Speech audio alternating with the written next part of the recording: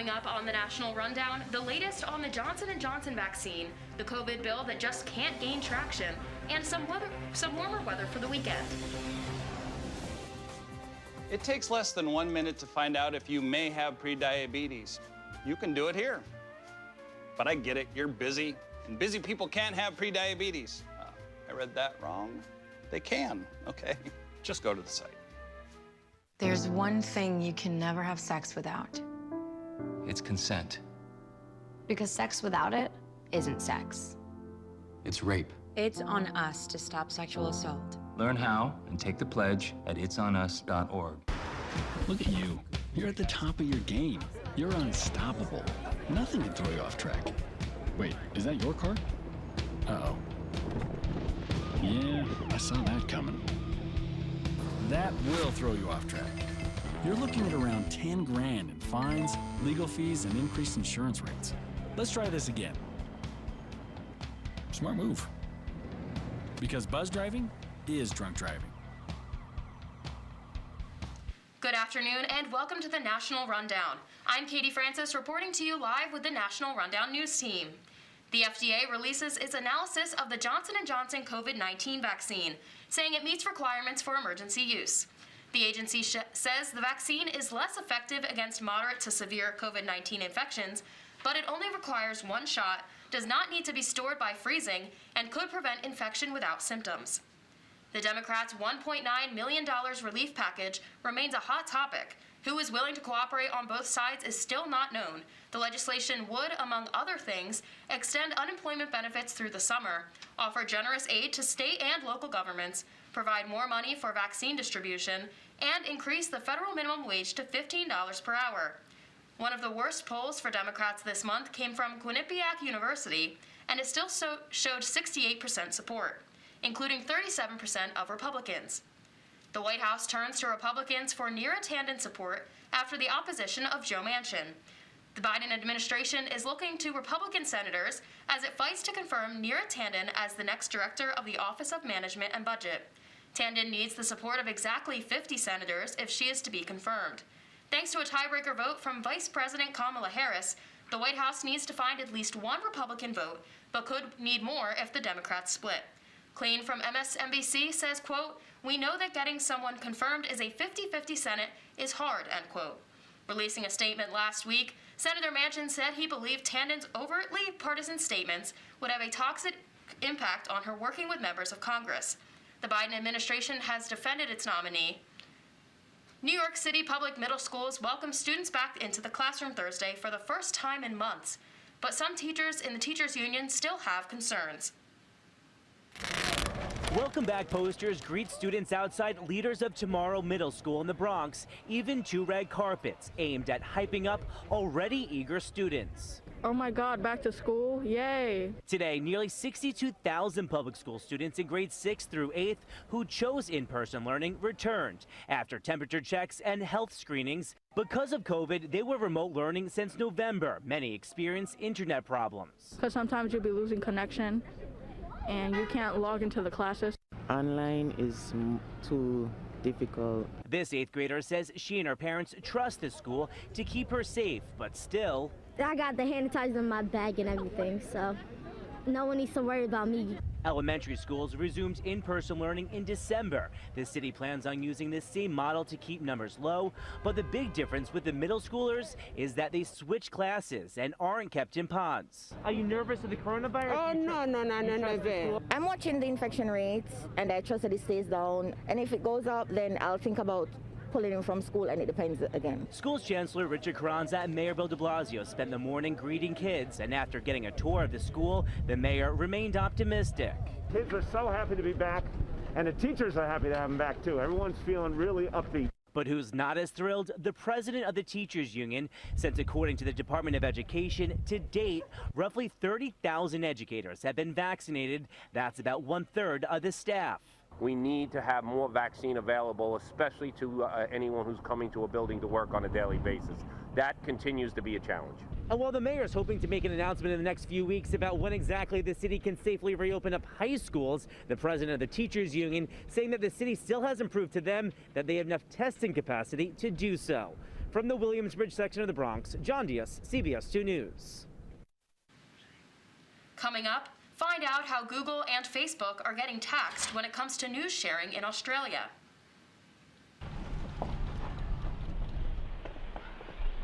Got a quarter?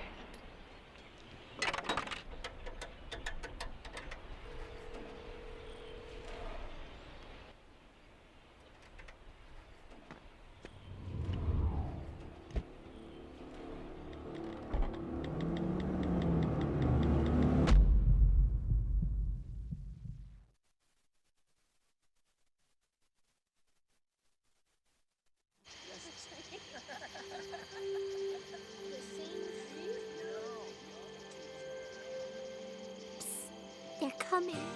Places, everybody. Light check. 1, 2, 1, 2.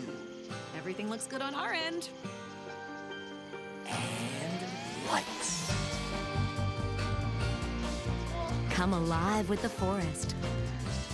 Visit discovertheforest.org to find a forest near you. Manhattan's district attorney has obtained former President Donald Trump's tax returns after a long battle. Vance's office was able to enforce the subpoena after the U.S. Supreme Court on Monday declined to hear an emergency application from Trump's attorneys. Vance sought the records as part of an expansion probe into Trump and also his real estate empire. The nation's highest court rejected the former argument and dispensed with the latter without any hearing. Prosecutors are nonetheless expected to take a big look at both the former president's finances, money situation, and how they were prepared. Australia is making a big move against big tech to pay for news content. It's a move that could encourage other countries to pass similar legislation. The world-first regulation was drafted to tackle the dominance of Facebook and Google in the country and has forced both companies to strike licensing deals with news publishers. That didn't sit well with the tech giants. Facebook temporarily blocked all news sharing on its Australia platform last week. Coming up, find out some details about Lady Gaga's dogs that were stolen last night. We're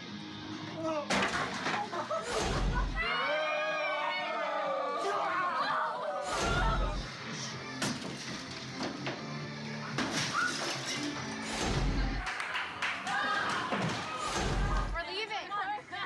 Most party fouls are pretty dumb. But if you decide to drink and drive underage, you could lose your license and your freedom. Underage drinking and driving. The ultimate party foul. Fast-paced family life in need of a slowdown? Hello, I'm Dr. Spruce.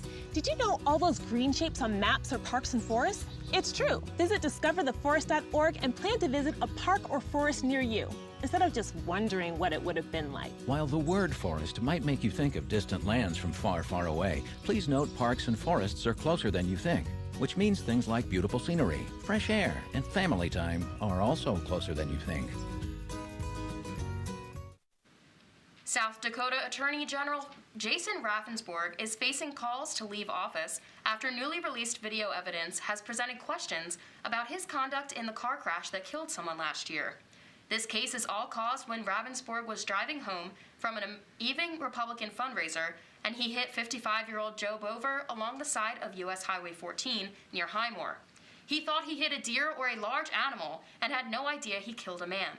Governor Kristi Noem on Tuesday called for Ravensborg, who faced 3 misdemeanor charges, to resign. North Dakota Bureau of Criminal Investigation were raising questions about how Ravensborg was driving in the middle of the road, but was actually on the shoulder. Investigators said that a pair of broken glasses was found inside the Attorney General's car, and the glasses could have gotten there only by Bover's face going through the windshield. Ravensborg identified that he did not see the glasses and had no idea he hit a man until the next day. Investigators also questioned him about whether he had been distracted by his phone, but Ravensborg claimed he was not on his cell. Now let's switch it over to Amanda for entertainment news. Breaking news here about the professional golfer Tiger Woods got into a severe rollover car accident this past Tuesday in Southern California and was badly injured. This 15-time major champion was was by himself, and he was around 7 a.m. and was in his Genesis SUV courtesy vehicle, crossed a median and veered across 2 lanes to hit a curb, then a tree, and then landed on its side in the brush. Authorities believe that he was driving at a very high speed, and the spot he crashed at was known to be a dangerous spot for speeding and accidents. Woods' agents was giving updates and said that he suffered multiple leg injuries from the crash, and to get out of the car, they had to perform jaws of life. He was immediately rushed to the hospital from the scene and went right into emergency surgery. The injuries in Woods' leg required a rod, screws, pins, and a surgical release of the muscle covering. The surgery went well, and Woods' team said in a single statement that he is, quote, awake, responsive, and recovering in his hospital room, end quote. But he had no memory of the incident. The golfer has a long recovery ahead of him, and things are still questionable for the future, but he has made comebacks before. He has gotten in a car accident before and had many back surgeries, and when he returned to the sport, he did not have the same dominance as years prior. Just a month ago, he had his 5th career back surgery, and this crash threatens to set him back in hopes of returning to golf, but earlier this week, he said that he hopes to compete in this year's Masters tournament. Wishing the best recovery for Woods.